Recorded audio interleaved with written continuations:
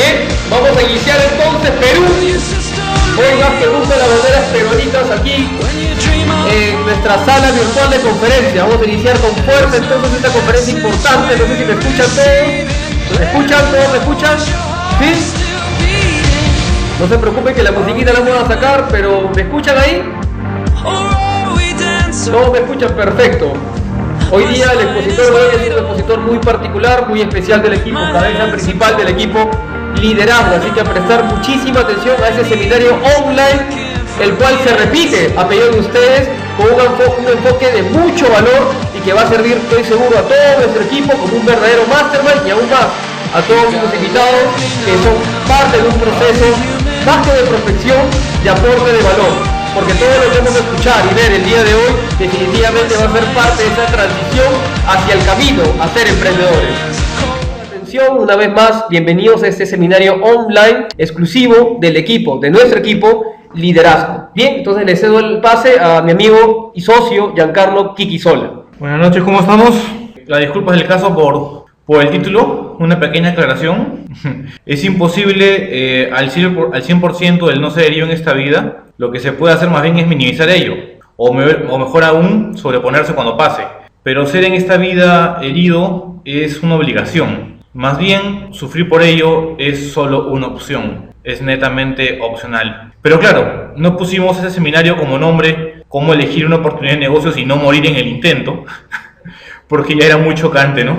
Así que la finalidad de ese seminario es básicamente tener una pauta breve, sencilla, de saber cómo reducir los riesgos, tratar de minimizarlos de alguna manera para alcanzar un objetivo, ¿no? Eso, digamos, como marco conceptual, como contexto sobre el cual nos vamos a inscribir para poder hablar sobre oportunidades de negocio en general. Entonces, bueno, la exposición de hoy estará dividida en tres partes. La primera, el contexto o conceptualizaciones generales. La segunda, riesgos a controlar en los negocios en general. Y la tercera, básicamente esto de alguna manera adaptado al network marketing a pedido de la mayoría, dada la creciente tendencia al respecto, ¿no? No por nada, por ejemplo, la multinacional Nestlé acaba de entrar al mundo del MLM, network marketing, ¿no? Pero vemos que tampoco todo lo que brilla es oro y eso se irá de alguna manera dilucidando más adelante. Sin embargo, primero lo primero, así que empezamos con la parte del contexto y conceptualizaciones generales, ¿no? Listo. A ver, un negocio es por definición aquello que es objeto o materia de una ocupación lucrativa o de interés, utilidad o interés que se logra en lo que se trata, comercia o pretende, ¿no? Entonces, algo se negocia, comercia o se vende como punto de partida y para ello hay que saber muy bien qué es lo que se busca al comerciar o vender y qué trata o pretende finalmente con eso. Parece un poco de repente redundante o un tanto obvio, pero aunque no lo crean, en el mundo de los negocios y a través de mis 12 años en riesgo empresarial y crediticio me he encontrado con cada caso y de gente que piensa que se las sabe todas y termina de repente quebrando más tarde que temprano y en algunos casos inclusive nunca se enteró qué fue lo que pasó. Entonces hay que tener las cosas claras, ¿no? Por ejemplo, si yo entro en un negocio agrícola, debo comprender que no hay flujos de dinero ni a corto ni muchas veces a mediano plazo. Si entro, sin embargo, por ejemplo a comprar y vender una casa, tal vez me tarde medio año en vender la casa, pero que el riesgo es mínimo. Si entro a comprar acciones, que así como puedo ser millonario en unos años, quién sabe, como el ejemplo de aquellos que compraron acciones de Apple hace unos 12 años, ¿no? Por ejemplo, pero puedo también perder todo mi dinero en un par de semanas. Si entro a hacer redes de mercadeo, que el riesgo es mínimo si la empresa es sólida y el producto altamente reconsumible, y obviamente un mercado en expansión y grande, pero lo contrario si no se cumplen estas condiciones. Si invierto en una franquicia, que tengo todo el negocio llave en mano, pero me sujeto a muchas condiciones. Pero estas cosas en detalle no son parte de ese seminario y podremos verlo en otro taller especializado al respecto que se dará más adelante. Hoy vamos a hablar básicamente del marco conceptual en general, pero hay que entender y tener en claro ciertas particularidades, ¿no? Luego de ver lo que es negocio, vamos a ver lo que es el riesgo, ¿no? Riesgo es la vulnerabilidad ante un potencial perjuicio o daño para las unidades, personas, organizaciones o entidades, y cuanto mayor es la vulnerabilidad, mayor es el riesgo. Y hay algo que tener en claro. Cuando el tiempo o el horizonte de análisis o de evaluación del negocio es mayor, siempre el riesgo también es mayor. Y también se incurre en lo que se llama valor de dinero en el tiempo. No es lo mismo 100 soles de hoy que 100 soles de hace 10 años y que 100 soles de hace dentro de 10 años más. ¿Sí? Pero esos temas los vamos a dejar, como dicen los economistas, en ceteris paribus, no los vamos a tocar. Vamos a asumir que están constantes para que no se haga tan compleja esta explicación y se mantenga, digamos, un perfil lo más bajo y estándar posible, ¿no? Sin embargo, sí hay que tener en claro este axioma que dice no existe el riesgo cero. Ahora, decimos que es un axioma porque es una proposición clara y evidente que no necesita demostración, dado que todo lo que hacemos en esta vida tiene un riesgo. Inclusive el solo hecho de nacer ya es un riesgo para la madre, y díganme las mamás presentes si me equivoco. Entonces, con mayor razón, en los negocios siempre habrá riesgos. Ahora, los riesgos son de diverso tipo. ¿Se pueden tratar de minimizar o controlar? Sí, se puede tratar. Así como alguien puede potencialmente robar tu casa, ¿cierto? ¿O es imposible?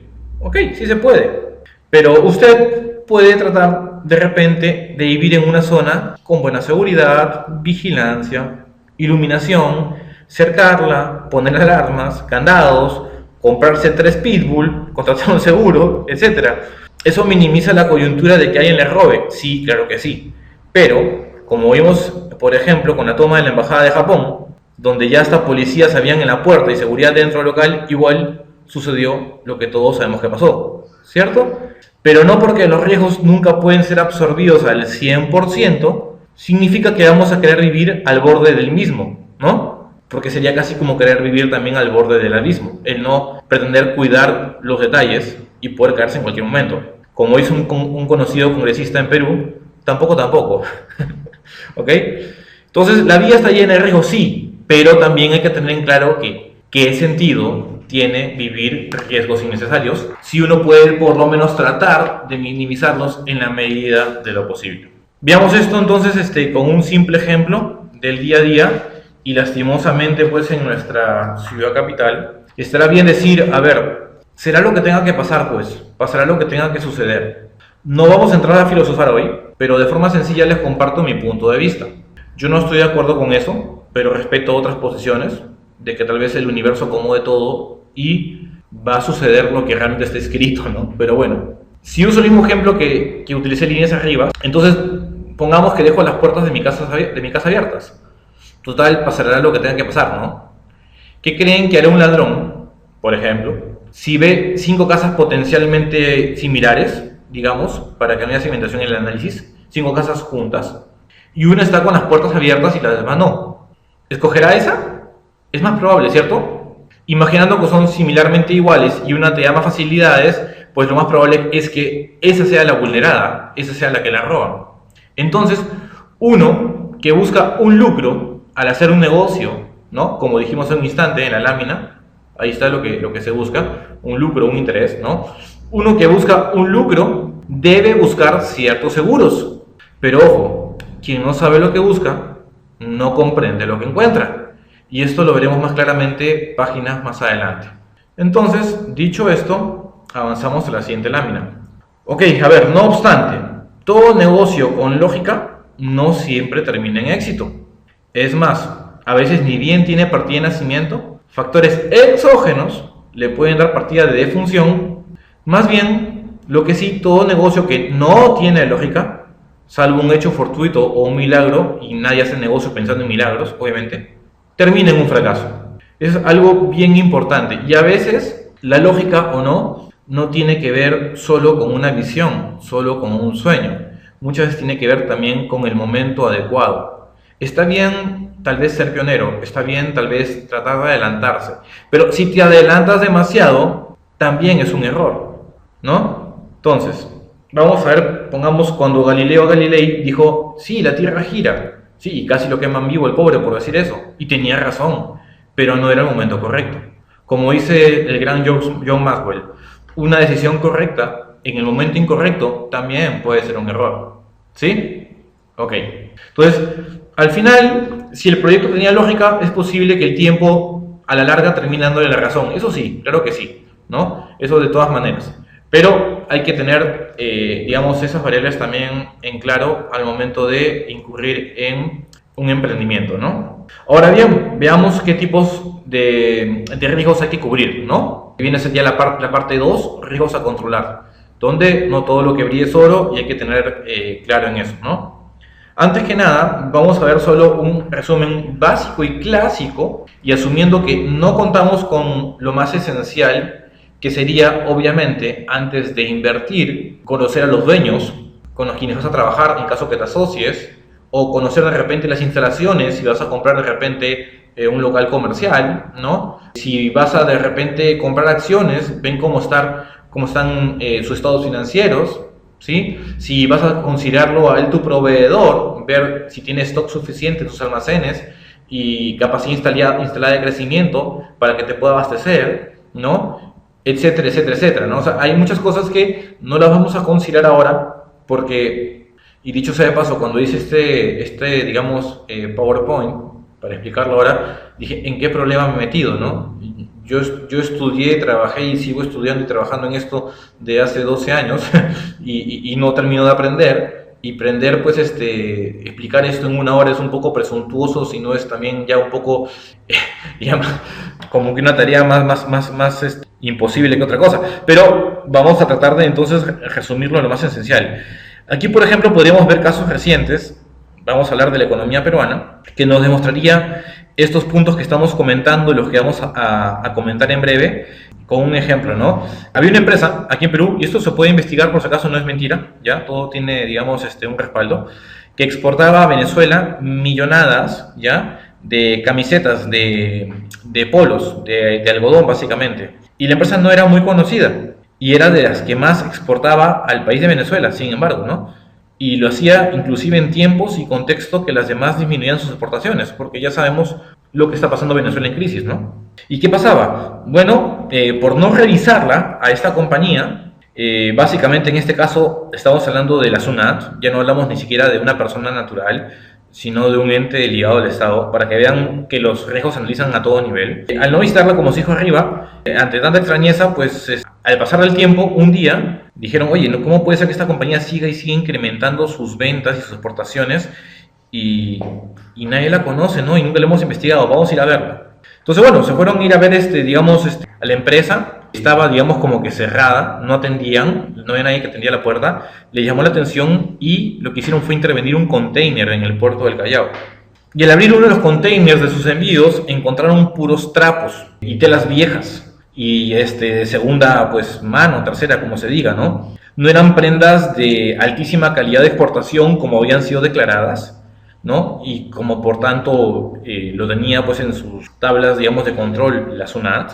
Y entonces uno dirá, ¿y cuál era el negocio? Y sobre todo, ¿cuál era el riesgo? O sea, ¿qué pasó ahí? Bueno, en este caso el riesgo era para el Estado, SUNAT, como decimos, y en Venezuela no hubo ningún estafado, más bien todo lo contrario. Pero bueno, en resumen el tema era así. Estos tipos, ¿qué habían hecho?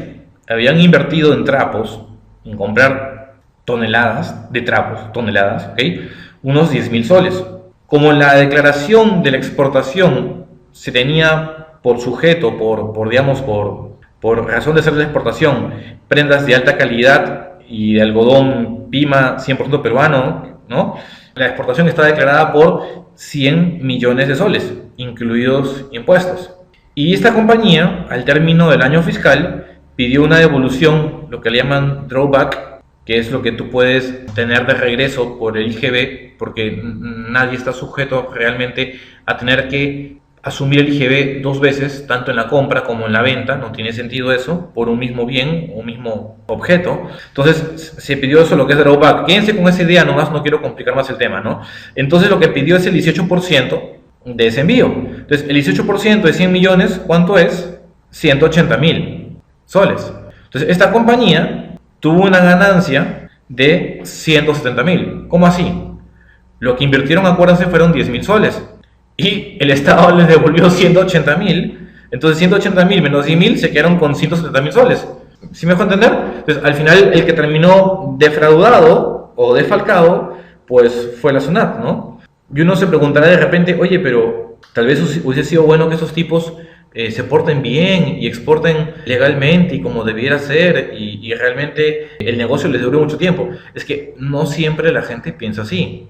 Hay gente que prefiere poner un negocio que le dure 1, 2 años y sacar todo lo que puedan en ese tramo a un negocio que le pueda durar de repente más tiempo pero ganar mucho menos. Porque, como les digo, el dinero tiene un valor en el tiempo. Y hay gente que prefiere 100.000 de golpe, digo 100.000 por decir una cifra cualquiera y redonda, a ganarte 10.000 este año, 10.000 el siguiente, 10.000 el otro, y así 10.000 de por vida.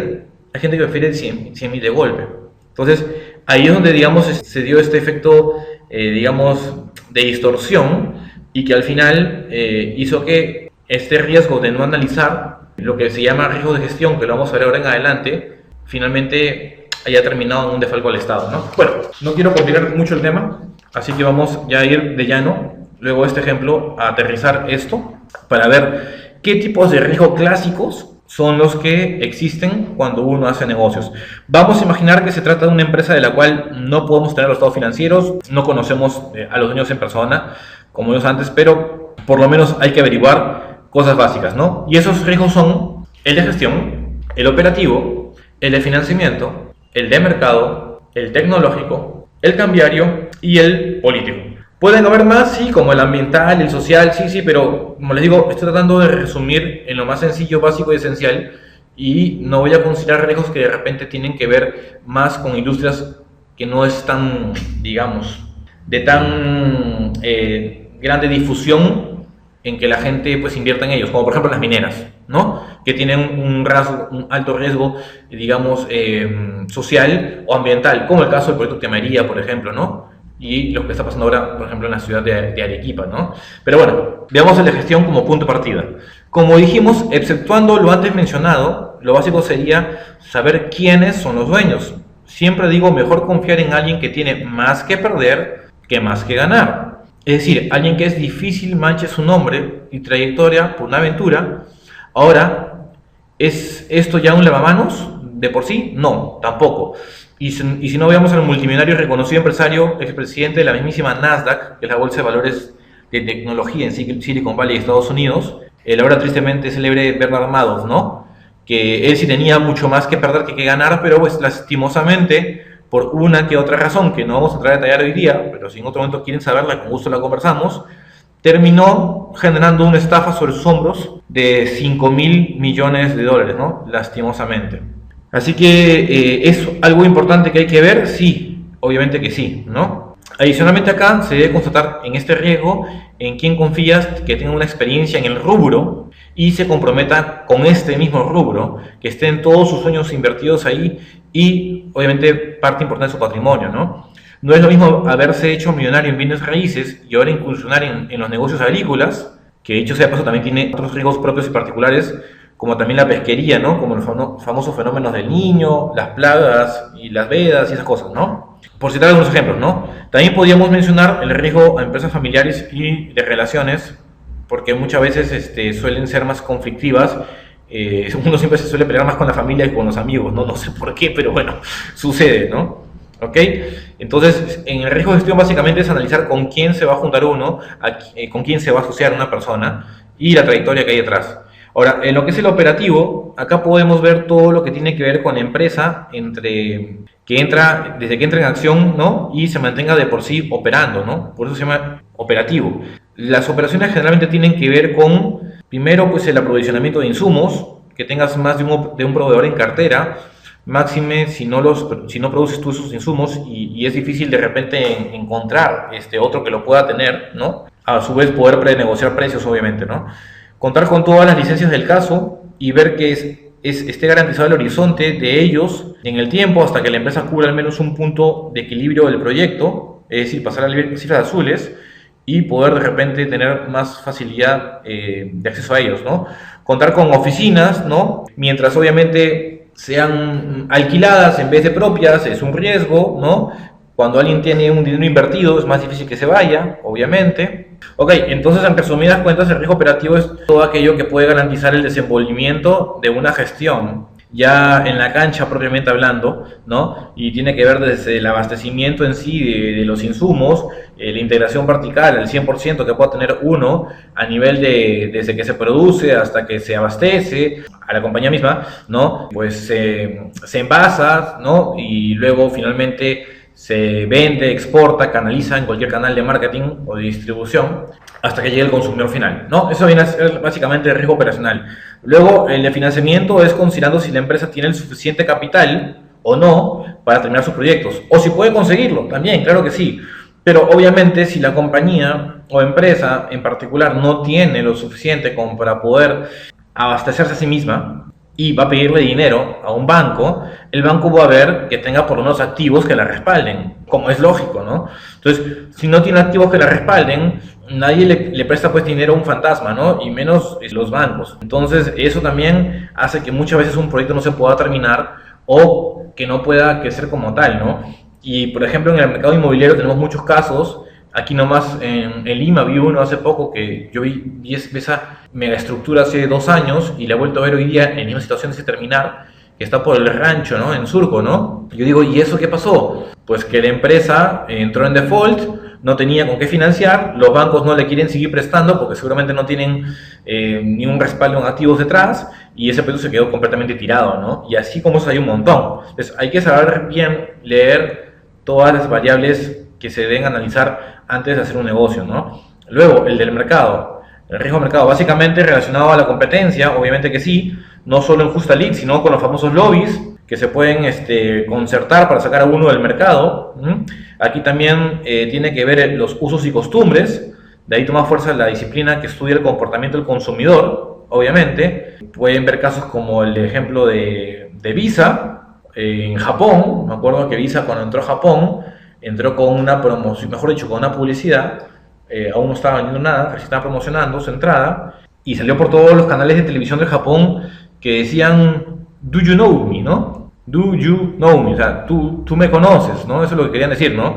Porque en todo el mundo la conocían y en Japón aún no había, pero ya sabían que era Visa, y estaba por entrar, porque sale también en la televisión, en los partidos del Mundial y todo eso, ¿no?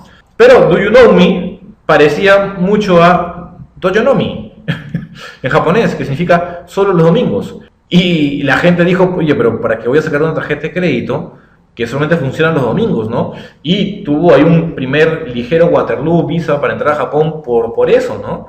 Por cosas que hay que saber realmente analizar, ¿no? Pasan cosas así, ¿no? Y en el caso, por ejemplo, aquí en Perú de Taco Bell, ¿no? Aquí uno va a la Carcochita o va, ¿cómo se llama este otro lugar? El Sanguchón Campesino, he visto por ahí, y uno ve lo que te sirven de taco, y eso es muy diferente al taco que vende Taco Bell, ¿no? Entonces Taco Bell vino con bombos y platillos, siendo una empresa multimillonaria en otros lugares y con grandioso éxito, y sin embargo, pues menos de medio año tuvieron que cerrar operaciones en Perú, porque en Perú no estaban acostumbrados al taco duro, ¿no? Plano, delgado, sin tanto relleno y sin tanta, digámoslo pues como es, ¿no? Grasa, ¿ok? Entonces son cosas que uno tiene que saber evaluar, ¿no? También pueden dar casos de dumping, sí, de monopolio o oligopolio, ¿no? Cuando algunas, empresas se juntan o fusionan de alguna manera, sí, también, ¿no? Ok, el tecnológico, también llamado muchas veces de reemplazo, por la rapidez donde todo lo relacionado a la tecnología cae en desuso o es reemplazado por algo nuevo o más avanzado. Vean si no lo que le pasó al otrora omnipotente Nokia, que pasó de controlar hace una década cerca del 70% del rubro de usuarios de celulares y hoy figura dentro de la categoría otros. O sea, no figura con nombre propio, figura dentro de otros. Y sin ir muy lejos, BlackBerry también es un caso similar y tal vez más actual, ¿no? Entonces, la tecnología misma hace que también los análisis de marketing cada vez tengan que ser más finos y más minuciosos. Por eso es que hay un dicho que entre marketeros dice así, ¿no? Cada vez es más difícil ser experto en marketing porque la misma evolución del mundo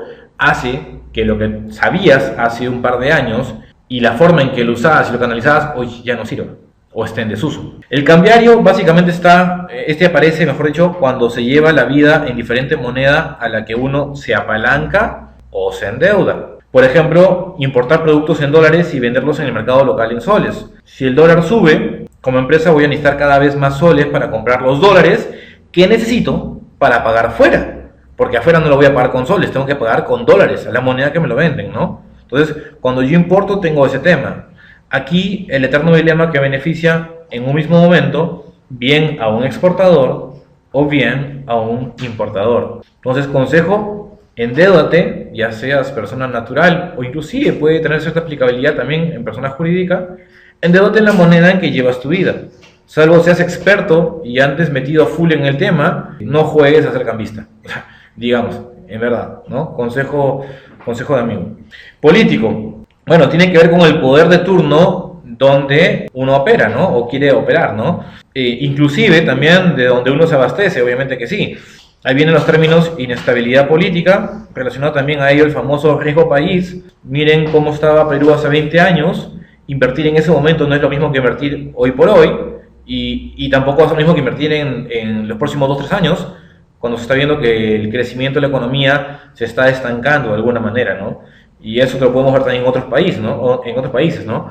Ok, entonces como parámetro de partida está bien, no quiero, digamos, extenderme tanto, finalmente esto es conceptual, ¿ya? Entonces, en resumen, siempre van a existir riesgos, no se puede controlar todos, pero se puede tratar de controlar de alguna manera el minimizarlos, ¿no?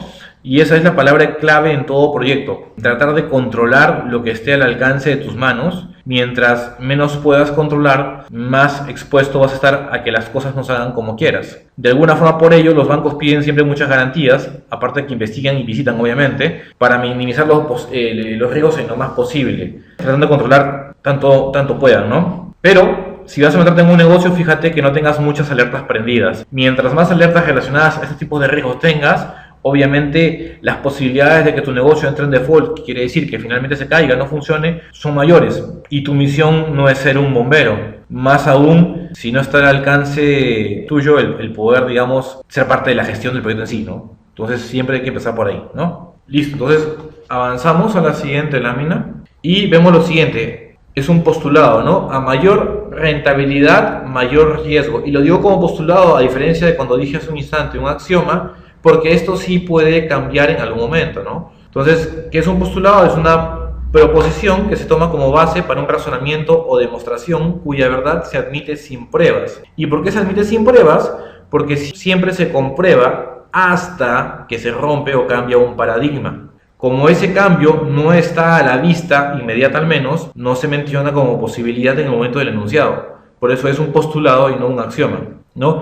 Y obviamente que es un paradigma, pues es un conjunto cuyos elementos pueden aparecer alternativamente en algún contexto, momento, lugar específico en particular. Y es lo que, de alguna manera, en un lenguaje sencillo, se asume como una verdad absoluta. Se asume y se entiende que es algo que no necesita pruebas, pero el tiempo puede cambiar todo, ¿sí? Ahora, ¿cómo así? Es que algo que supuestamente es muy seguro debería dar bajas rentabilidades porque todo el mundo lo compra, es obvio y seguro para todos, pero a veces no cambia la rentabilidad, cambia el riesgo cuando cambia el contexto. Ejemplo, en el mercado inmobiliario hoy digamos que más ha cambiado la rentabilidad expresado en lo que demoramos en alquilar el inmueble comprado, porque si me demoro medio año, es medio año sin recibir rentas, que no era lo planeado, y eso a la vez genera un costo de oportunidad de colocar ese flujo de dinero en otro negocio o hasta en una cuenta de ahorro, ¿cierto? Y bueno, la caída de los precios de los alquileres o el exceso de oferta es la competencia como tal, ¿no? ¿Sí? Y pueden haber más.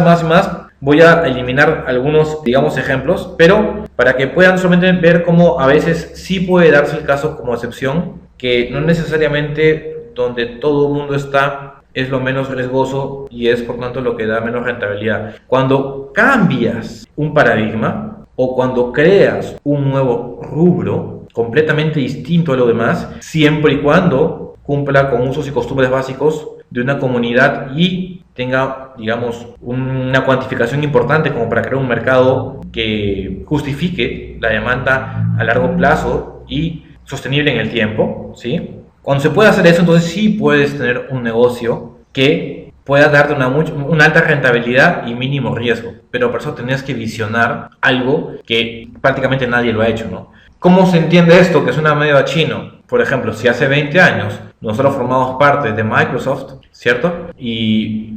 O de Google, o de Altavista en su momento, o Yahoo, y creamos las primeras, digamos, webs, ¿ok?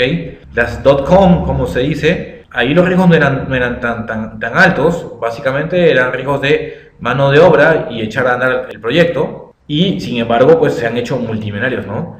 Y para no ir tan atrás, hablemos de hoy, 2 años para atrás, las aplicaciones por celulares, ¿no? Lo mismo, ¿no? Entonces, esos rompieron un paradigma por el que encontraron un rubro, no un nicho de mercado, un rubro distinto en el cual lo pueden explotar sin necesidad de incurrir mayores riesgos, porque sabían hacia dónde se dirigía el mundo y encontraron una forma diferente de abastecerlo y satisfacer sus necesidades. ¿Ok? Entonces, eso como excepción. Y vamos ahora a ver lo que creo que le interesa a la mayoría, y ya en términos más sencillos y rápidos se va a poder entender, sobre todo porque ya vimos el contexto general, que es ya la parte 3 y el corazón, digamos, de la aplicabilidad en lo que es network marketing, ¿no? La adaptación al network marketing.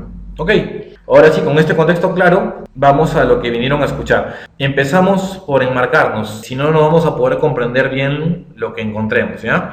Antes que nada, no vamos a hablar aquí de que ninguna oportunidad es correcta, ni que ninguna empresa es correcta. Es más, de por sí, no es que solo una sea la opción adecuada. Pueden haber algunas, pero sí es cierto que son contadas con los dedos de las manos, ¿no? Las que son duraderas, digamos, y que tienen lógica y sostenibilidad, ¿no? No obstante, lo que se va a hacer es algo genérico y no tiene por fin inducir ni mucho menos manipular un resultado o decisión. Así que por tanto, por favor, en la sala, si hay personas de diferentes empresas, por favor no comenten nada, porque esto se trata de ser lo más imparcial posible en base a solamente juicios de valor objetivos, pero sin promocionar ninguna empresa, ni nombre, ni producto, ni marca, ni nada, por favor. ¿Ok?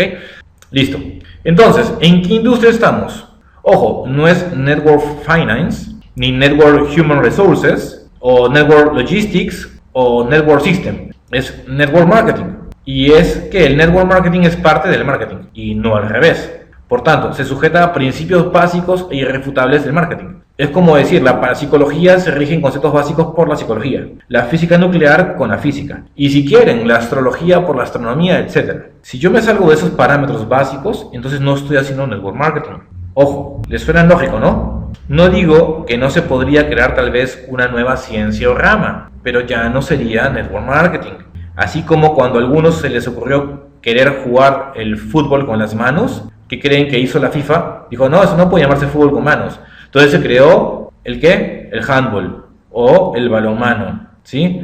Entonces, aquí vamos con todo esto. El marketing es un conjunto de técnicas que a través de estudios de mercado intentan lograr el máximo beneficio en la venta de un producto. Incluyamos también servicio para que se entienda, porque al final el producto puede ser tangible, un bien tangible o un servicio, ¿no? Y si no, preguntemos a los bancos. Los bancos le llaman también productos a sus cuentas de ahorros y seguros y lo que fuese, que son sinónimos de servicios, ¿no? Entonces, marketing viene de llevar un mercado a la acción, es de confluir una oferta con una demanda. Y en esta situación física, de mercado del barrio o virtual, de mercado, por ejemplo, mercadolibre.com de internet, se vende algo que otros compran. Ahí nace la otra pregunta: ¿qué compran? ¿Qué vendo? ¿A quién le vendo? Pero más importante aún, ¿por qué quiero venderles eso? Entonces, ¿qué hago primero? Identifico una necesidad no satisfecha en su totalidad, ¿no? Identifico un grupo objetivo, lo cuantifico, creo productos o servicios, estrategia de marketing, vendo al mercado el producto como tal en base a mis estrategias y finalmente posiciono el bien. Entonces, no vamos a entrar a hablar ahora de detalles de cada uno de estos puntos, voy a ir de frente a lo que es posicionar el bien, ¿ya? Cuando vendo el producto con mis estrategias de marketing, obviamente las famosas 4 Ps, producto, precio, plaza y promoción, siempre y cuando el producto sea algo que tenga un grupo importante de mercado, cuantificablemente hablando, y con una necesidad que sea altamente reconsumible y prolongada en el tiempo, que las condiciones intrínsecas y extrínsecas del producto, o si quieren las organolépticas, desde el envase, el aroma, el color, el sabor y sobre todo la finalidad por la cual se compra y se creó, es decir, la funcionalidad del mismo, tengan un mercado de respaldo, un mercado objetivo, que es al cual voy a dedicar mis principales esfuerzos en marketing, y tenga un precio que sea competitivo para esa finalidad, en base también a la competencia que puede existir. Recién ahí establezco mi promoción, que en Network Marketing viene a ser los distribuidores, y lo coloco en una plaza, por lo cual es importantísimo que la compañía como tal esté situada y abastezca logísticamente la entrega desde, pues, no sé, por decir, el puerto de Callao hasta La Puna, ¿no? ¿Sí? Solo si eso se da, es que recién podría darse el paso posicional bien. Tampoco se asegura, ¿eh? Ahora vamos a ver por qué. Pero tiene que cumplir primero con todas esas condiciones. Ahora, ¿cómo es que posicionar bien? Siendo consecuente con las características de mi producto, continuando las estrategias dentro de la compañía de marketing, y si es que el reconsumo es consistente y se creó realmente un mercado de compra-venta de este producto y ese tamaño y repetición de consumo permite que la empresa continúe operando ventajosamente en dichos mercados, se puede dar. Si todo esto no llega a suceder, entonces el producto no se llega a posicionar en el mercado. Y como consecuencia de ello, tarde que temprano, el producto ya no se encontrará en el mercado. Si eso sucede, le sigue de la mano la presencia de la empresa, es decir, termina desapareciendo. O adaptándose a otra cosa, creando, o reposicionándose, pero por lo menos para el fin que se creó, originalmente ya no, caput, ¿no? Y con ello, obviamente, la oportunidad como tal. Entonces, vamos a hacer especial énfasis acá. El posicionamiento es un principio fundamental que muestra su esencia y filosofía, ya que lo que se hace con el producto no es el fin, sino el medio por el cual se accede y trabaja con la mente del consumidor. Repito, es el medio por el cual se accede y trabaja con la mente del consumidor. Se posiciona un producto en la mente del consumidor, así lo que ocurre en el mercado es consecuencia de lo que ocurre en la subjetividad de cada individuo en el proceso de conocimiento, consideración y uso de la oferta como tal. Y mientras más expandido sea esto, quiere decir que más mercado tengo. Y mientras más mercado tengo, quiere decir que la oportunidad es más tangible, es más sostenible, es más real. De allí que el posicionamiento hoy se encuentre estrechamente vinculado al concepto rector de propuesta de valor, que considera el diseño integral de la oferta, que es más o menos lo que hace un instante intenté decir, a fin de hacer la demanda sostenible en horizontes de tiempo más amplios. Sé que suena un poquito extenso, pero aunque no lo crean, y aunque les suene tal vez obvio, la mayoría de alternativas no cumplen con tener una propuesta de valor integral, sostenible en el tiempo, con un mercado grande y en expansión en vez de en contracción, como para que finalmente la empresa que provee un producto lo logre posicionar. Si un producto no logra posicionarse, quiere decir que en cualquier momento puede ser relevado por otro. ¿Ok? Entonces, algo importantísimo que hay que saber y tener en cuenta.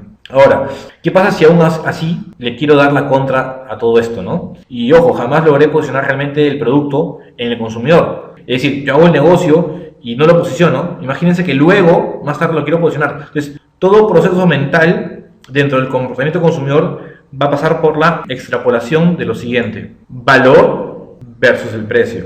Bueno, beneficio versus el precio.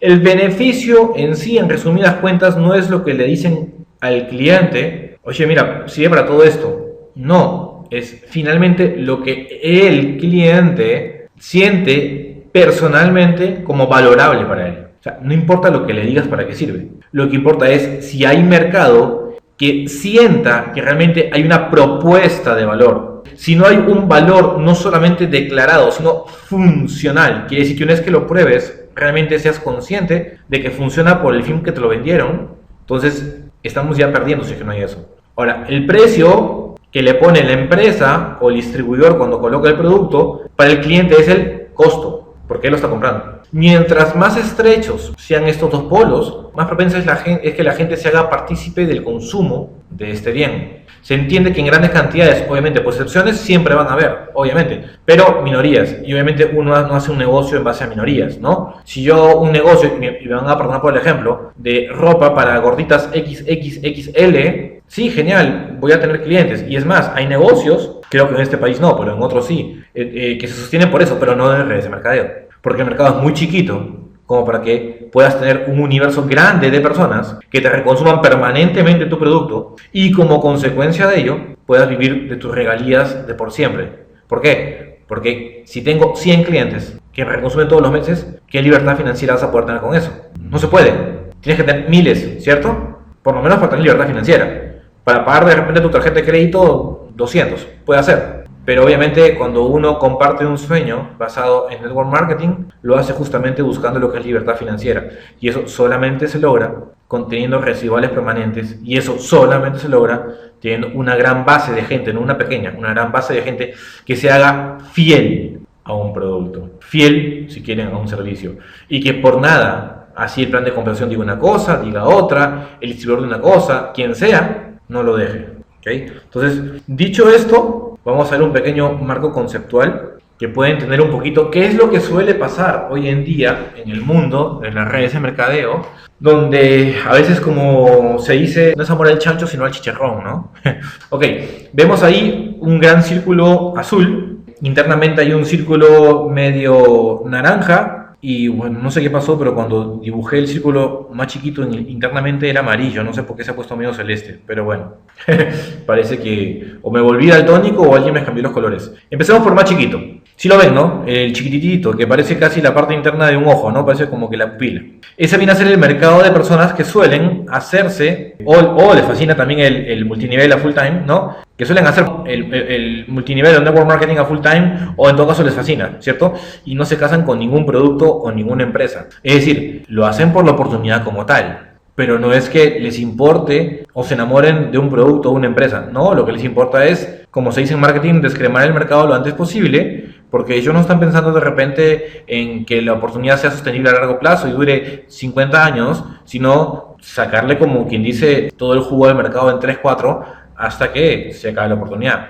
Luego, circunscribiendo ese pequeño círculo, el rojito dice, es el mercado de gente que está dispuesta a invertir más tiempo, se entiende, de lo que hace, ¿no? Porque la mayoría, de repente los que están aquí, puntualmente ya tienen un trabajo, una labor a full time o de repente a part time, ¿no? Pero a lo que voy es, no es gente que se dedique full time y únicamente a redes, sino que a la gente que se le puede convencer para que también haga redes, ¿no? Y lo hacen sin preocuparles tanto el valor del producto en sí. Pero finalmente hay un círculo muchísimo más grande, que como verán es, yo diría que el 99.99% del mercado en sí, y los otros dos están inscritos dentro de este, que es el mercado de gente que podrían estar dispuestos a consumir un producto al cual le encuentran un valor y se enamoran de una marca. No tiene nada que ver con que únicamente consuman esa marca, no tiene nada que ver. Pongamos, alguien que consume huevos no es que no puede consumir leche, ni arroz, ni azúcar, ni pan. Es un consumidor de diferentes bienes. Entonces,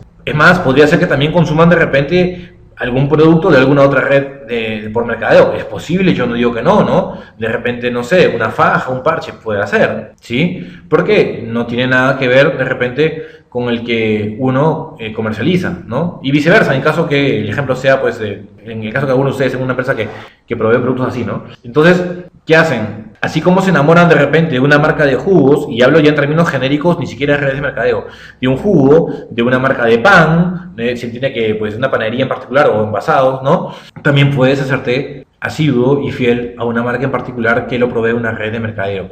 ¿Y por qué se muestra este ejemplo? Porque la mayoría de la gente que hace redes te venden la oportunidad, no te venden realmente la visión que posicionando un producto, llevándolo a un universo grande de gente, en un mercado que no es estacional, que está en crecimiento y que puede estar a prueba inclusive hasta de crisis, vas a lograr luego tener un negocio sostenible del cual eventualmente te puedes retirar y sigues cobrando tus cheques sin que tengas que seguir trabajando, sin que tengas que seguir moviendo el producto. ¿Por qué? Porque si Juanita se hizo fiel al producto, no tienes que estar llamándola todos los días a venderle ni a colocarle el producto. Ella solita va a ir a la compañía y le va a comprar o a pedir el delivery, ¿sí? Para que le llegue. Y eso es lo que te genera un ingreso pasivo, recién ahí. Entonces, hay que apuntar a ese universo y no al de las otras personas que en cualquier momento se van. Porque quien llega por dinero y únicamente por dinero, se va por dinero. Entonces, es como cuando alguien se casa. Lo lógico es que te cases por amor y luego con tu pareja buscas crear un patrimonio. Que imagínate que te casas por dinero y en 3 años le dices a tu pareja, ¿no? Oye, mi amor, ¿qué te parece si nos enamoramos? No tiene sentido, ¿no?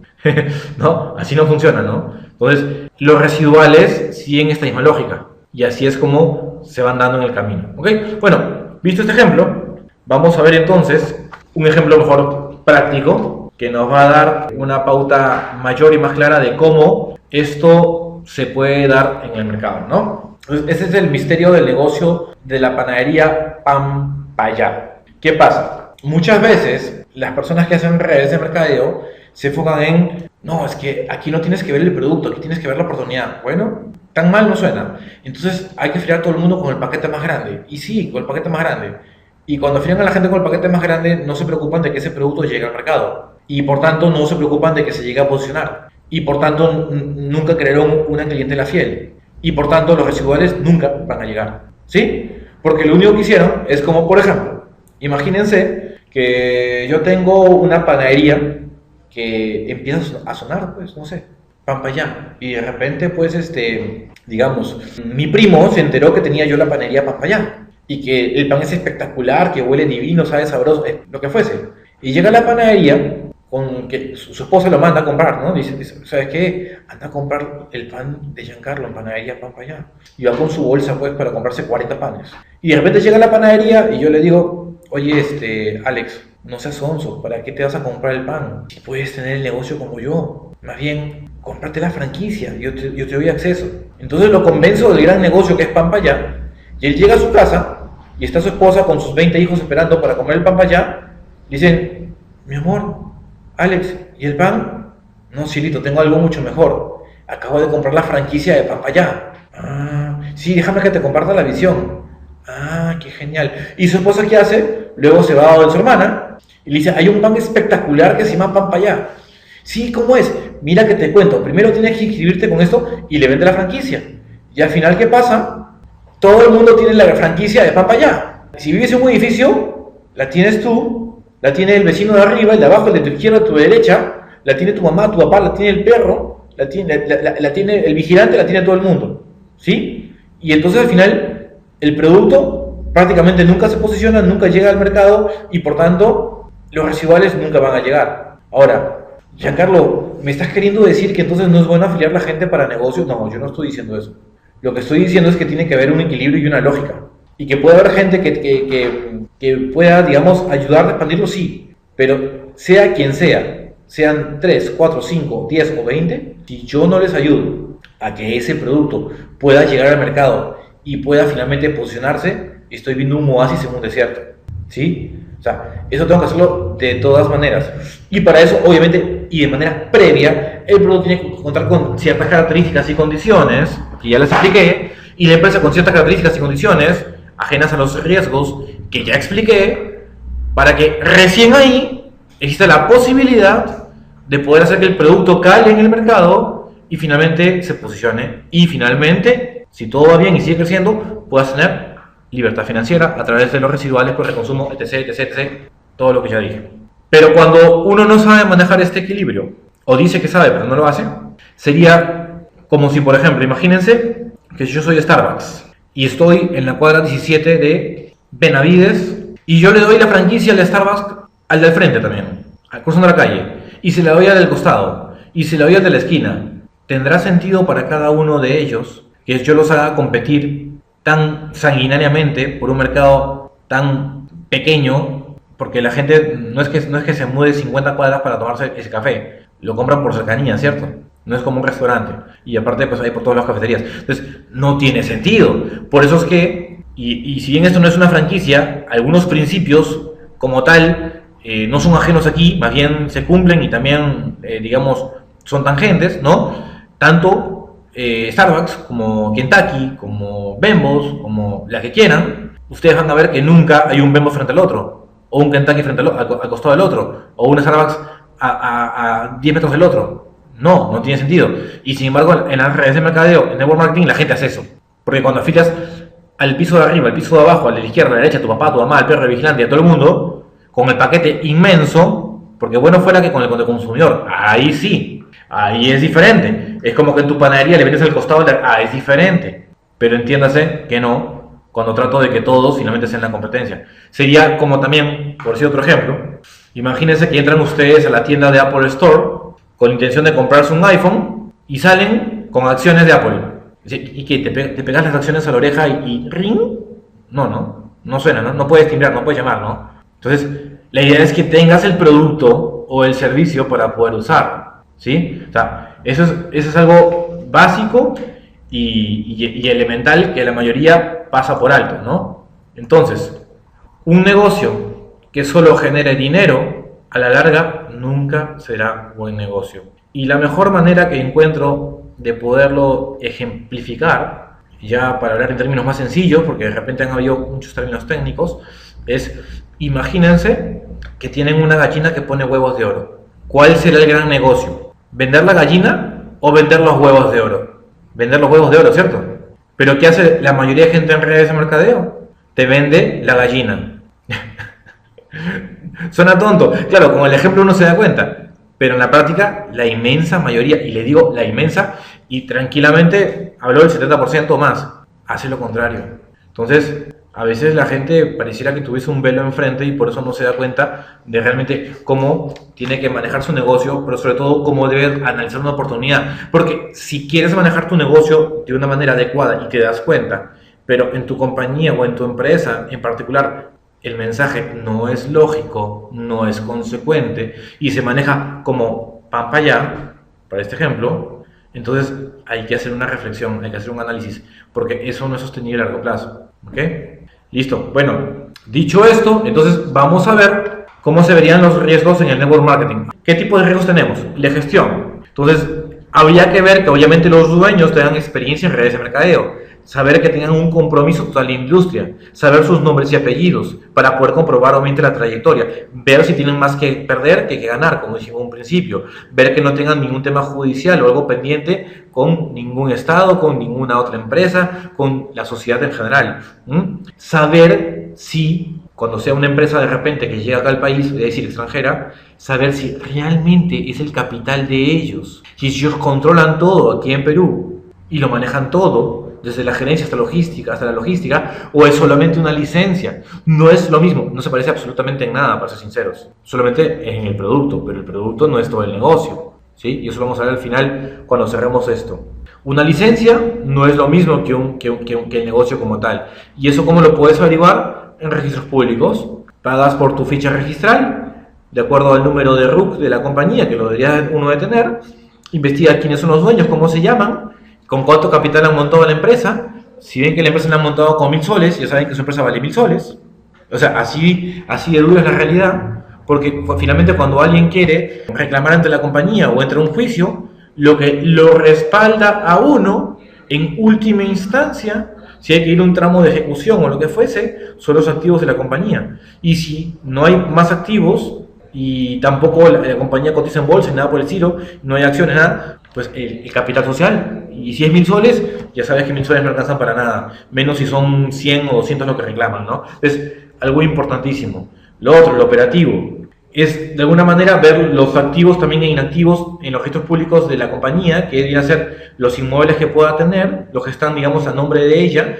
También figuran básicamente los propios, pero a través de la SUNAT también puedes ver en la SUNAT los que tengan registrados, alquilados inclusive para operar, ¿no? ¿Ok? Obviamente dentro del operativo también ver el plan de compensación, que el plan de compensación más que justo, más que bondadoso, sea un plan de compensación que sea sostenible en el tiempo.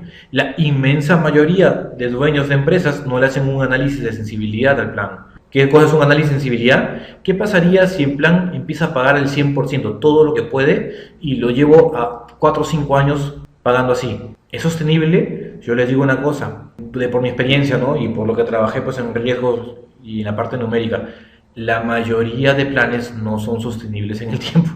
Lo que pasa es que como la compañía piensa que no va a crecer lo suficiente y entra solamente para descremar mercado en 2, 3, 4, 5 años máximo y luego desaparecer o fugar, ponen un plan que llame más la atención para captar gente que para durar en el tiempo.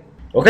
Ver obviamente que estén integrados verticalmente, de pies a cabeza, es decir, mientras más propiedad tengan sobre sus insumos básicos y principales, están menos a expensas de un tercero que les pueda subir el precio y sacarlos del mercado, o que les pueda vender inclusive el insumo a otro por un contrato de exclusividad que se pueda hacer y caput, o sea, así es. Obviamente también que sean dueños de la marca al 100%, pero sobre todo de la fórmula, porque muchas empresas operan aquí y dicen basado en la fórmula de tal o en la fórmula de tal, pero no son ellos dueños de la fórmula y te lo disfrazan de muchas formas, ¿ah? Te ponen un mensaje muy bonito, pero no son dueños de la fórmula. Entonces, al no ser dueños de la fórmula, lo mismo que con los insumos. El dueño de la fórmula, en cualquier momento, si ve que tu negocio va bien, te puede subir el precio y eso te saca del punto de equilibrio y te puede hacer quebrar. O, si viene otro que le paga más al dueño, te puede sacar de camino y te quedaste sin la fórmula. O sea, todas esas cosas pasan dentro del mundo operativo en lo que es network marketing, ¿no? ¿Ok? Vamos a ver lo que es el financiamiento. No es lo mismo la persona natural que la persona jurídica. Son independientes. ¿Cuánto capital hay realmente comprometido? ¿Cuánto en los registros públicos? Como le dije, a partir de la fecha registral. ¿Por qué digo esto? Porque muchas compañías dicen, sí, propiedad del dueño. Propiedad del dueño, a ver. Para empezar, habría que ver lo que les dije en un principio. Ver si son ellos mismos los que están aquí o es una licencia. Pero segundo, aún si fuesen ellos mismos, aún no es lo mismo el patrimonio del millonario XYZ, que está en registros públicos de su país y que está muy probablemente ya dividido entre su esposa e hijos y está con testaferros, que el patrimonio de la compañía inscrita en registros públicos en el país donde vas a operar. No es lo mismo. Finalmente, cuando quieras hacer un reclamo o cuando quieras ver en términos simplemente romántico y sencillo, el respaldo que te da la compañía es nulo, porque no es lo mismo. Y es algo que la gente no se da cuenta y es como ver un oasis en un desierto. No es así, ¿ya? Entonces es importantísimo ver realmente quién es el que está detrás financiando el proyecto. No vaya a ser que se den cuenta a largo plazo que pueda hacer inclusive pues no sé, pongamos que operamos en Perú, los peruanos que trajeron la licencia, ¿no? Y finalmente es él tu real respaldo, ¿no? Entonces son cosas que hay que ir viendo y con eso pasamos al siguiente punto, que es el de mercado, ¿no? Entonces, la idea es que tengas un precio y producto único, un bien, saber que el bien pueda ser más inelástico ante la demanda que elástico, porque elástico es que cuando se afecta el precio, por alguna razón varía, la demanda cae, pero cuando es un producto único y funcional como tal, así varía de repente un poquito el precio, la demanda no varía. ¿Por qué digo esto? Si bien es cierto que hay un principio básico y ahí los mercadólogos discuten mucho con network marketing, hay muchos que no les gusta, hay que ser honestos, porque dicen que en network marketing prácticamente no puedes bajar el precio, porque bajar el precio alteras el plan de compensación y eso te puede sacar el punto de equilibrio y te puede hacer quebrar. Es cierto, por eso digo, el producto debe ser único, no debe ser parecido a otro, sino completamente único, casi como decir un nuevo rubro, pero dentro de la industria.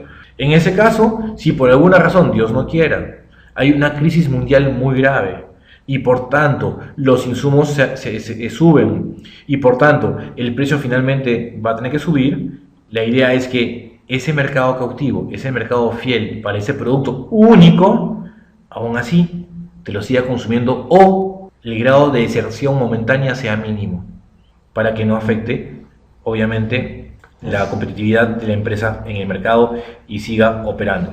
Entonces acá sí tiene que ver mucho el producto, porque si no es único, ojo, no quiere decir que no lo puedan imitar, quiere decir que no lo pueden igualar, que no es lo mismo. Vas a poder verte afectado en ese sentido, ¿no? Ok, el tecnológico. La empresa de tecnología, esto es muy sensible, altísimo, como lo vimos en un ejemplo inicial, y va muy de la mano con la capacidad de financiamiento en investigación y desarrollo. Pero si tu empresa no es de tecnología, que son pocas las que están en redes de mercadeo que son de tecnología, porque finalmente uno no se casa con una empresa, se casa con un producto, y así como hay gente que usa WhatsApp, que es de una compañía, usa el otro aplicativo que es de otra y el otro de otra, es poco probable y poco común que se dé en las redes de mercadeo. Pero igual, a tomarlo en cuenta, ¿no? Nunca está de más. El cambiario es el más sencillo de poder cubrir si el país donde operas permite que puedas manejar la misma moneda en la que compras, o en todo caso el mercado te permite una sobrevaluación del tipo de cambio promedio. Esto para protegerte ante cualquier fluctuación importante de la moneda de compra. Este punto no lo vamos a tocar tanto en detalle, se entiende que eso ya sí está completamente cubierto. El político. No solo la estabilidad política del país donde piensas operar, sino que hay muchos otros factores que hay que ver. Y otra vez, por ejemplo, ligados al producto. Hasta acá ya vemos que el tema del producto es imprescindible, ¿no? Por ejemplo, ¿qué pasaría si por alguna razón prohíben la importación de algún insumo básico que tienes para tu producto final? O que se sube mucho el precio por temas de aranceles, impuestos por el gobierno, ¿no? De turno, ¿no? O, por ejemplo, en el caso que tu producto tenga algún insumo que sea derivado de un transgénico, con la famosa ley, creo que es la 14863, no me acuerdo bien, pero por ahí va, y que en el artículo 3 del mismo dice que se pueden importar por ahora productos para consumo final humano o animal, más no semillas, ¿cierto? Pero esa ley en cualquier momento la cambian, es más, está ahorita en debate, y el día que se apruebe el cambio, ya esa empresa no va a poder importar nunca más con transgénico. Entonces va a tener que importar con el original. Básicamente, si quieren saber, soya y maíz, de lo más común y digamos, expandido, ¿no? Casi prácticamente toda la soya y la mayor parte del maíz del mundo es transgénico, ¿no? Entonces, tu compañía va a tener que incurrir en gastos que no tenía planificados para poder seguir abasteciendo este mercado, porque ya no puede entrar con transgénico, que es muchísimo más barato. Y en ese momento, o sale a pérdida, o el producto ya no entra, o la empresa se va, o la empresa cerró, ¿no? Entonces, son cosas que hay que ver. Y hay una más que no estaba dentro de los riesgos originales de manera general, que es el marco legal. El marco legal y el respaldo. ¿Por qué? Gracias, mi estimado Marcos. La ley es 29811. Bueno, la tenía en el 11, el 298 no. Ok, gracias. Esto es un tema de mucho cuidado.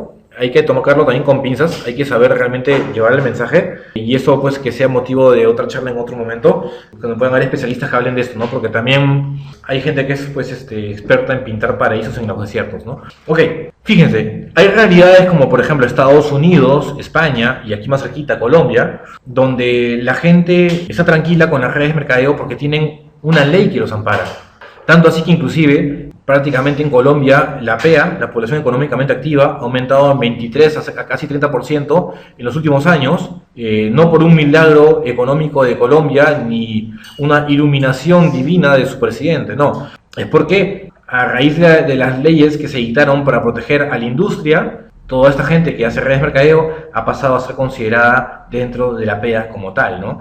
Cuando suceda algo con algún producto, alguna empresa, ellos pueden sin ningún problema hacer la reclamación y saber que van a ser escuchados, y las empresas se cuidan de atenderlas como se debe, en todo sentido, desde el producto hasta las comisiones y hasta inclusive de no pasar por encima de ellos porque pueden ser penados y sancionados. Entonces, en Perú, por ejemplo, no hay una ley al respecto. Entonces, con mayor razón, si vas a hipotecar tus sueños al nombre, porque no es de la empresa, sino del que administra esto en tu país, que a veces no sabes realmente con qué intenciones lo hace, si pensando más en tu bolsillo o el de sus hijos, que es lo más probable, debes tener mucho cuidado con por lo menos fijarte que la compañía en la que estás, al menos, cuando menos, esté reconocida por la DSA, la Direct Selling Association, la Asociación de Ventas Directas a nivel mundial. Entonces, para que por lo menos puedas tener la posibilidad de una reclamación internacional si localmente no se puede.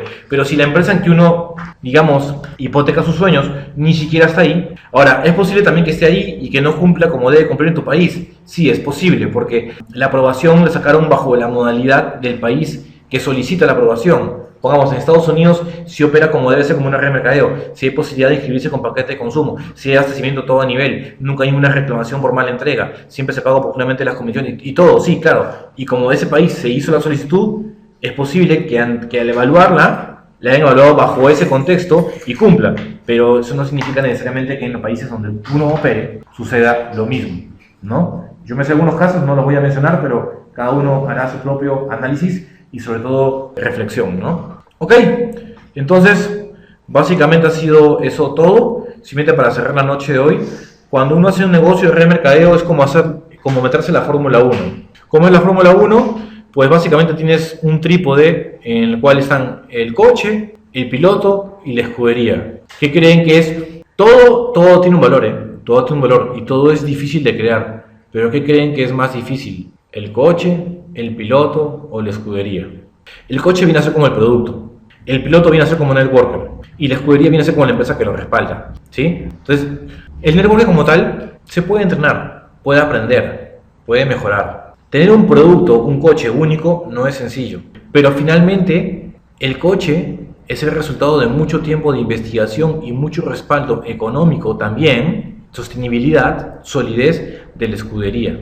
Entonces, siempre yo vería primero la escudería, porque finalmente es ella la que va a probar el coche. No es lo mismo asociarse con una compañía que prácticamente, y lo digo así crudamente porque el negocio es así, no vale nada, porque en activos no tiene nada, ¿sí? O sea, si no tienen activos, no tienen nada, es la verdad, ¿sí? Si el producto que tienen, la patente, tampoco la tienen, no tienen nada, o sea, en verdad es así de crudo, es así de cruel, es así de frío, pero no tiene nada. Entonces, lo más probable es que el coche que me propongan o promuevan en cualquier momento desaparezca, por más que me lo pinten como único, ¿sí?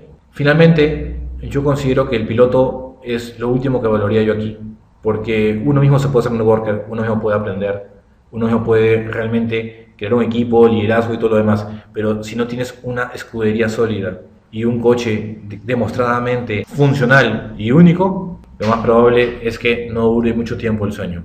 Así que termino como empecé: quien no sabe lo que busca, no comprende lo que encuentra. De mi parte ha sido todo, espero que les haya agradado. Ha sido un gusto tenerlos aquí en la sala, espero que les haya gustado. Así que cualquier cosa, a la orden siempre para ayudar. Finalmente, sea en la industria de network marketing o sea en la industria que esté, uno siempre tiene que edificarla tal cual uno edifica su familia, tal cual uno edifica sus sueños, y es en esa medida que uno coadyuva a tener un mundo mejor.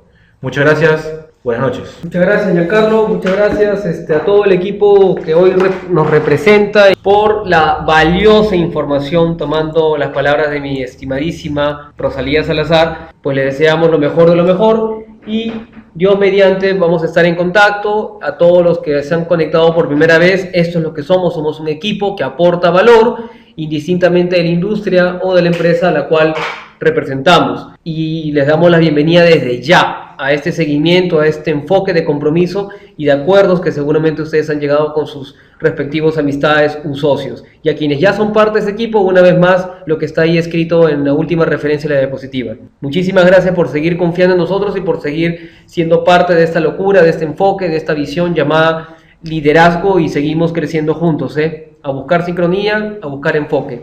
¿Listo? Cuídense mucho entonces. Ha sido un placer una vez más estar con ustedes un domingo como hoy para seguir creciendo y empezando, como se dice, la semana recontra enfocados. Bien, entonces estamos en contacto. Nos vemos, muchachos. Cuídense mucho. Chau, chau.